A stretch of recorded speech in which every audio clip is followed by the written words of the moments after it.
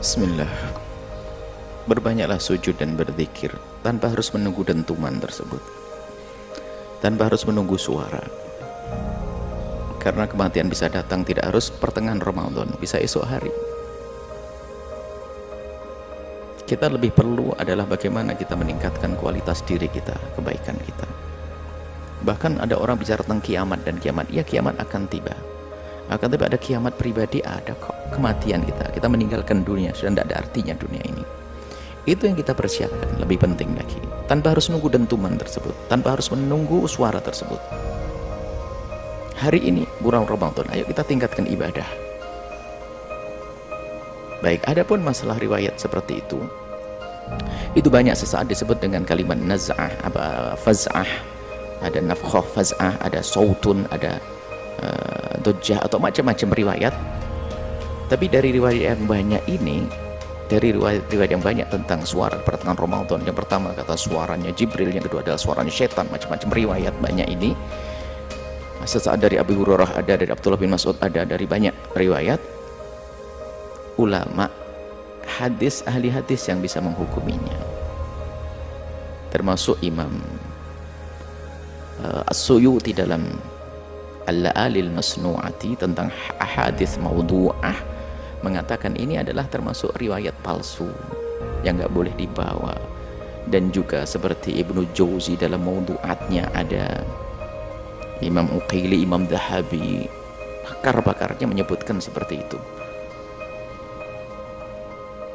Dan itu diriwayatkan oleh Imam Tabrani, dan juga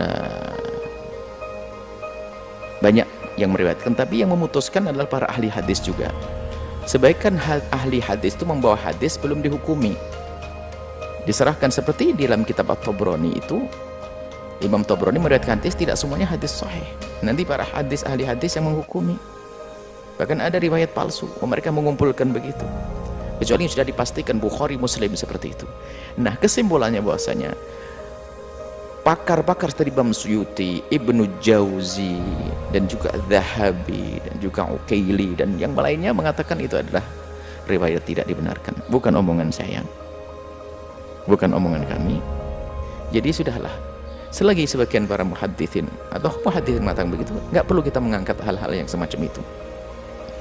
Bahkan insohal hadithu, biasanya hati-hatinya para ulama itu kalau sudah melihat hadis katakan dhaif, itu ada tambahannya insoha, barangkali benar.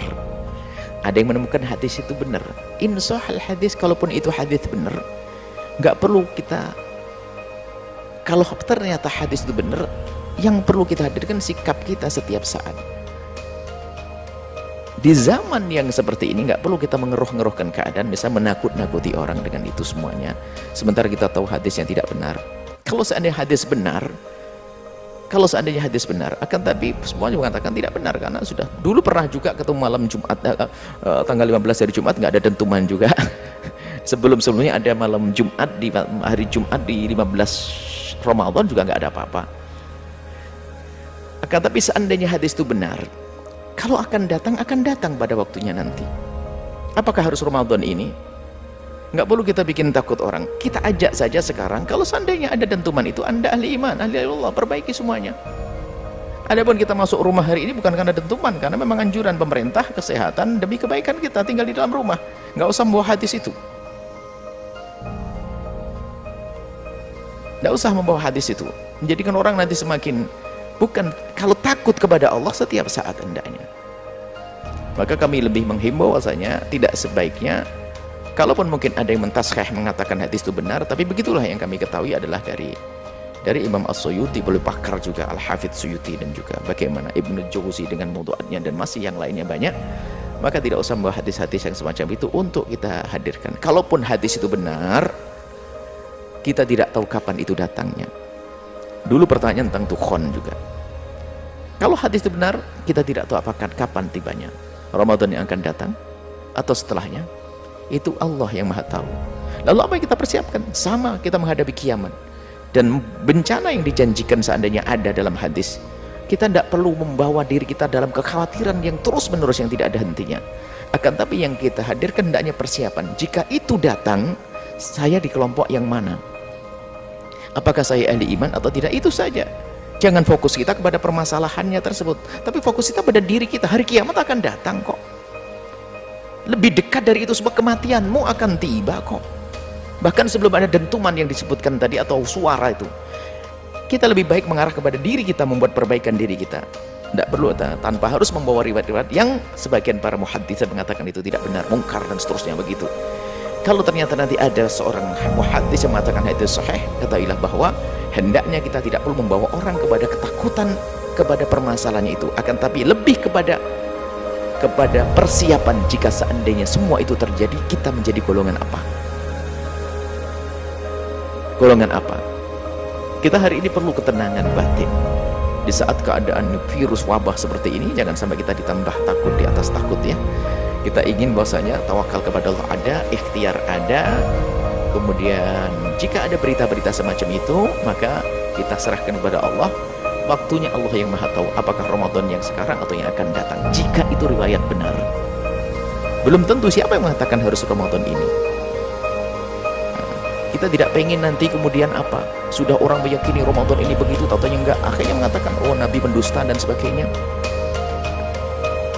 Bisa saja kalau memang betul itu hadis, itu bisa saja 100 tahun yang akan datang kok. Bukan setiap Jumat, malam Jumat tanggal 15 lalu ada teman, sebelumnya sudah ada malam Jumat nggak ada suara itu kok, nggak ada seperti itu. Jadi lebih baik kita fokus kepada persiapan kita menghadapi sesuatu yang sangat besar, kematian kita, kiamat. Bukan hanya sekedar suara itu, bukan. Lebih dari itu yang kita fahami dari para ahlinya, bahwasanya hadis tersebut tidak dianggap sahih. Kalaupun hadis itu sahih, sekali lagi, jika hadis itu sahih, hendaknya kita fokus kepada diri kita sendiri di saat menghadapi seperti itu. Bukan kita hanya mikirkan itunya heboh, viral di sana sini, lalu cok-cok-cokan. Bener, sekarang sudah mulai masuk rumah, awas hati-hati. Akan tapi kita persiapkan diri kita kalau menghadapi yang demikian itu, kita dalam keadaan menjadi manusia musafir. Wa kulli mujahidin lillah bi ahlil badri ya Allah.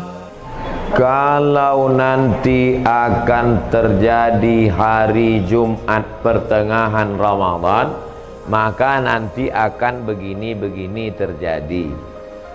Setelah dihitung-hitung, ternyata pertengahan Ramadan yang ada Jumatnya itu nanti di Ramadan 1441.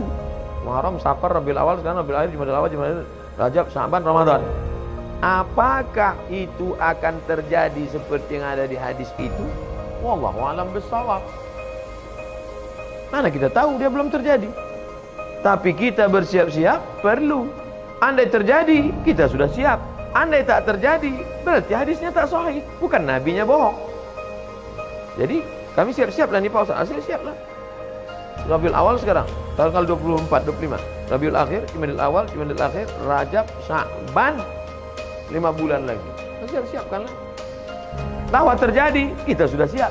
Bahwa tak terjadi, berarti hadisnya palsu. Bukan berarti Nabi Muhammad pembohong. Karena kan tak ada bukti real nyata, ada rekaman rupanya Nabi ngomong qala Rasulullah SAW. Oleh sebab itu, jangan nanti ketika tak terjadi, ini hadis ini bohong aja ini. Bukan Nabi berbohong, hadis itu tak sahih. Nah, ini tentang masalah kalau nanti terjadi model prediksi-prediksi yang begitu. Kalau ibu bapak, ibu baca nanti atau dengar ceramah yang modelnya prediksi, perkiraan, disampaikan oleh orang nanti akan begini. Nah, kalau sumbernya benar, siap-siap, apa salahnya siap-siap? Tapi andai tidak terjadi pun, kita sudah siap. Jelas.